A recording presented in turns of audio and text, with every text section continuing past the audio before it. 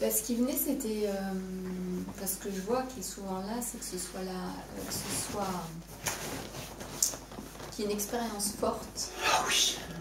C'est vrai, les expériences fortes. C'est la sexualité. Ouais. Ouais. Ça dépend qui Ouais. Ça. Du coup, qu'elle soit suffisamment marquante pour être sûre. Ouais. Et après que ça dure, quoi. Ouais. Moi, c'est quelque chose qui dure. L'orgasme infini. Le sommet de la vague. Qui ne retombe jamais. Qui ne rencontre jamais le rivage. Comment tu vas savoir que c'est ça et pas Eh ben justement, un mouvement forte. énergétique? Oui, mais comment l'expérience forte va t'assurer que c'est bien ça? Parce qu'il y en a eu des énergétiques. Enfin, comment tu vas être sûr que cette expérience, c'est ça? Je sais pas, apparemment c'est une évidence. Alors je me dis si c'est une évidence. Bah c'est pas une expérience, c'est une évidence.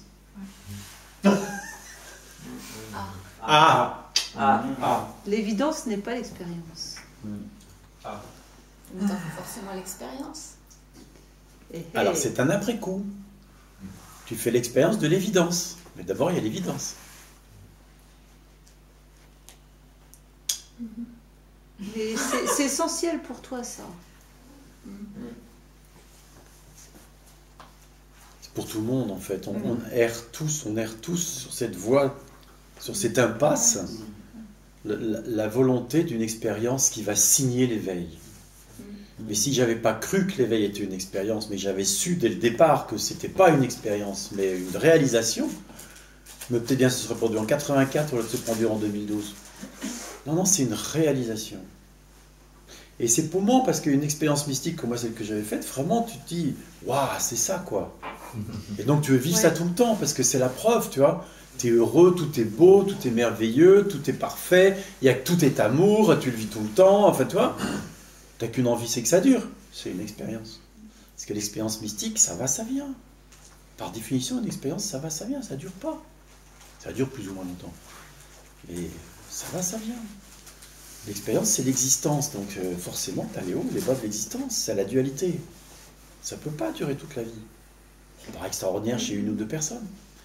Parce qu'il y a attachement à l'expérience. Oui, c'est ça. Et on veut l'expérience tout le temps. Et c'est une perdition.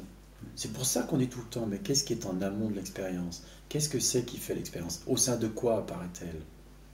C'est pour ça qu'on met tout le temps l'accent là-dessus. Je vais te le dire d'une autre façon. Dans ce que tu dis, tu veux une expérience tout le temps pour échapper à la souffrance existentielle. Et ça, c'est le piège. Parce qu'il y a un but là-dedans, tu vois. On pourrait dire, la cerise sur le gâteau, c'est il y a moins de souffrance. Mais en fait, on s'en fiche. C'est pas ça le truc. Le paradoxe, c'est que ça tombe. Oui, c'est-à-dire que aussi, on pense qu'après, il n'y a plus rien de négatif qui arrive. Qu'est-ce que tu connais de l'éveil? En réalité, rien. Et alors, l'idée, c'est, quand il y aura l'éveil, ce sera toujours l'expérience mystique constante. Donc, tout ce qui est vécu comme négatif disparaît. Mais ça, c'est pas la non-dualité, ça. S'il n'y a plus de tristesse, plus de colère, plus de blessure, plus de je sais pas quoi, c'est pas la non-dualité. C'est l'excision de tout ce qui est jugé négatif. C'est pas très aimant. En réalité, l'éveil, c'est pas ça. L'éveil, c'est que les deux sont épousés. Et ce qui est appelé positif et ce qui est appelé négatif. Sauf que le jugement à propos de négatif-positif tombe. La perception du négatif.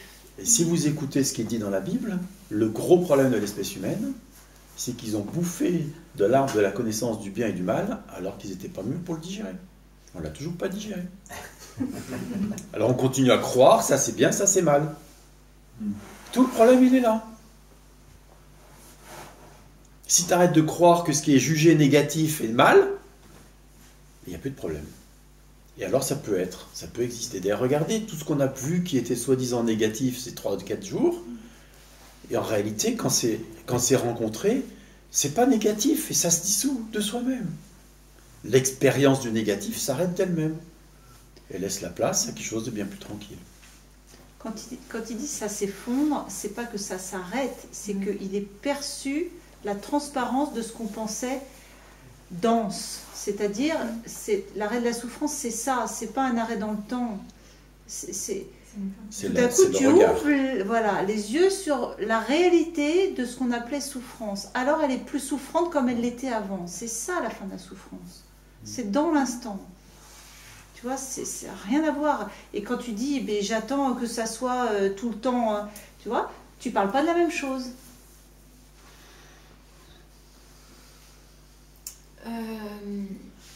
Ouais, je parle d'un recul en fait sur les choses, qui soit là tout le temps. Mais il ne sera pas là tout le temps le recul sur les choses. Et excuse-moi, mais j'espère que quand tu seras dans les bras de ton chéri, tu ne mettras pas de recul du tout. Mais surtout, regarde quand tu dis un recul sur les choses, dans quel but? Oui, de moins souffrir. Ouais. Voilà. Tu vois, tout de suite. Mais parce qu'à ce moment-là, il y a vraiment cette sensation d'être identifié, d'être collé, d'être pris dedans. Et qu'est-ce que tu as contre être identifié? Qu'est-ce que tu as contre être pris dedans? Qu'est-ce que tu as contre la souffrance? Qu'est-ce que tu as contre la souffrance? Et alors? La belle affaire? Qu'est-ce que tu as contre avoir mal? C'est une expérience comme une autre. C'est ça la différence. C'est ça la différence. C'est pas la fin de la souffrance, c'est la paix avec ce qui est appelé souffrance. Tant que tu refuses, on pourrait dire, de l'affronter, d'y aller, alors c'est pas ça. Tu as besoin de te le coltiner. La fin de la Tu as souffrance. besoin de te coltiner avec la densité de ta souffrance pour voir alors qu'elle n'est pas dense. Tu ne peux Voilà. pas faire l'économie de ça. La fin de la souffrance n'est pas la fin de la souffrance telle qu'elle est fantasmée par les gens qui n'ont pas vécu l'éveil. La fin de la souffrance, c'est réaliser que ce qui est étiqueté souffrant n'a pas de densité, n'a pas de réalité. Alors ça peut être là, parce qu'il n'y a rien de grave qui arrive. Ouais, Et alors c'est la vraie non-dualité, parce que même la souffrance a le droit d'être.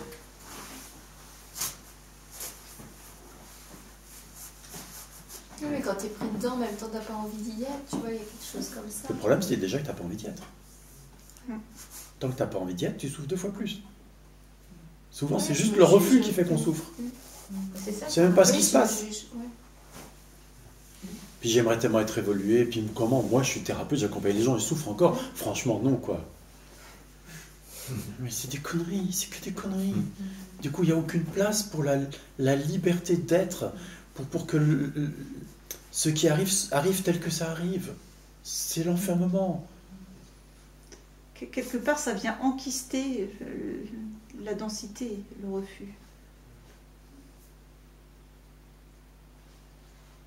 Ouais, mais il y a vraiment ce truc-là, en effet, de me juger vachement.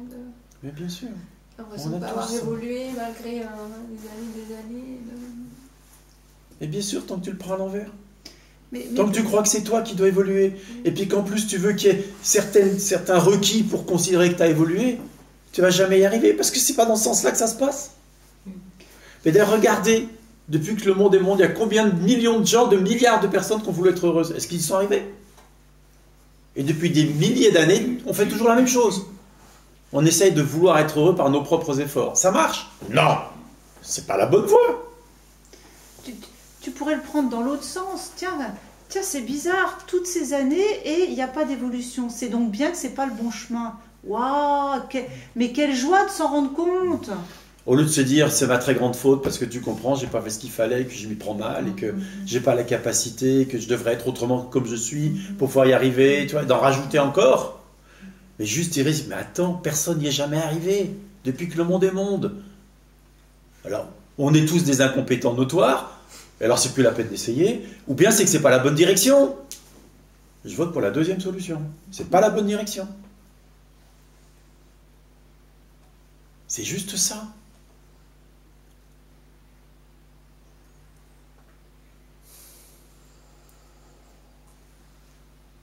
Vous êtes parfait tel que vous êtes. Entendez ça?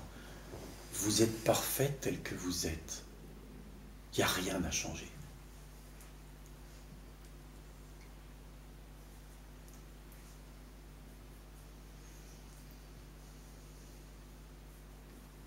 C'est ça l'amour. C'est cet amour plein et entier pour ce qui est tel que c'est. C'est pas vouloir que l'autre soit différent. C'est pas conditionnel.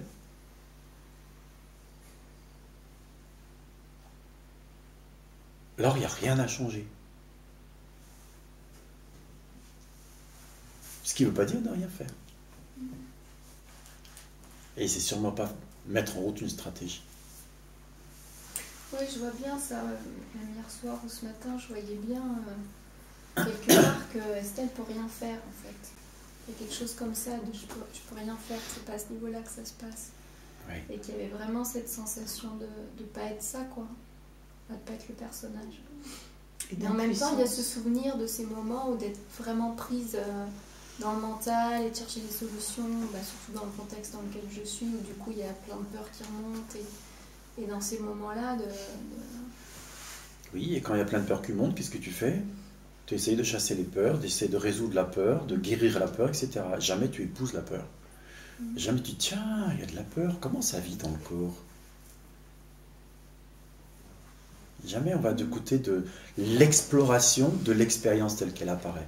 Jamais on va vraiment rencontrer pleinement l'expérience. Enfin, jamais.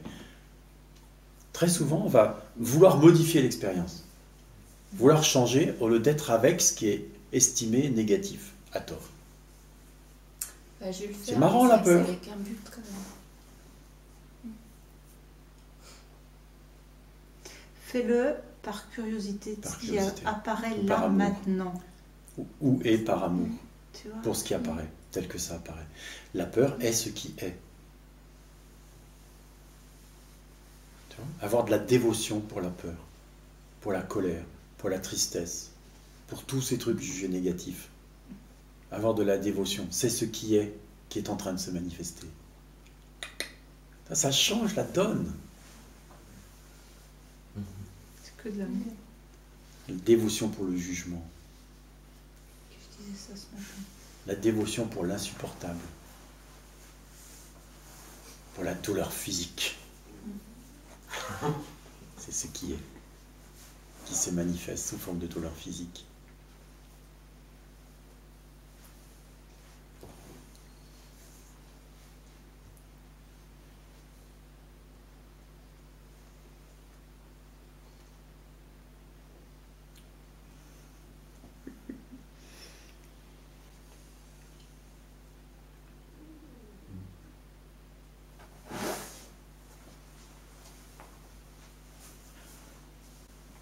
Avec personne pour le faire, hein, c'est pas une stratégie. Et tu cherches à résoudre la peur? Sois en dévotion de « je cherche à résoudre la peur ». Jusque-là. On pourrait dire, laisser un doux sourire se poser sur les réactions, tu vois, sur ce qui apparaît, qui est jugé négatif. On pourrait dire plein de choses, mais toi, l'énergie, c'est dans ce sens-là, la curiosité, le sourire, l'amour pour, tu vois. Quel mot tu mettrais toi? Sûr. Être avec. Ouais, être avec la douleur physique. Mais poser un sourire, le sourire, ça t'irait? Non, le calme. Plus être dans le calme avec ça. Tu as dit j'essaie d'être dans le calme, tu as Non. dit Plus être avec. Plus être dans le calme. Et le mot oui, ça correspond. Oui, tout à Oui. fait. Oui. Juste oui. Oui, ça juge. Oui, c'est triste. Oui, c'est en colère. Oui, c'est blessé. Yes. Oui. Ouais. Ouais, j'ai compris ce que tu m'as dit hier. Et juste être avec ça. Tu vois. Quand tu m'as dit il n'y a pas de. Qu'est-ce que tu m'as dit exactement? Il n'y a pas de compromis possible. En gros, ça voulait dire ça. Pas de concession. Ouais, j'ai compris le truc. Yes.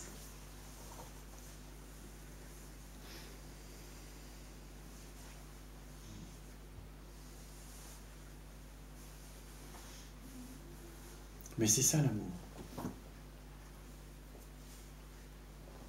On parle toujours d'amour inconditionnel. Comment voulez-vous que l'amour inconditionnel puisse rejeter quelque chose? Ce serait plus l'amour inconditionnel. Rejeter quelque chose, c'est forcément pas l'amour. C'est forcément pas l'amour. Donc si vous rejetez la tristesse, la colère, la blessure, la douleur, n'importe quoi, c'est pas l'amour. C'est l'amour. C'est ce qu'on est, mais il est dévié, on pourrait dire, existentiellement parlant. C'est pas l'unité, c'est pas le un.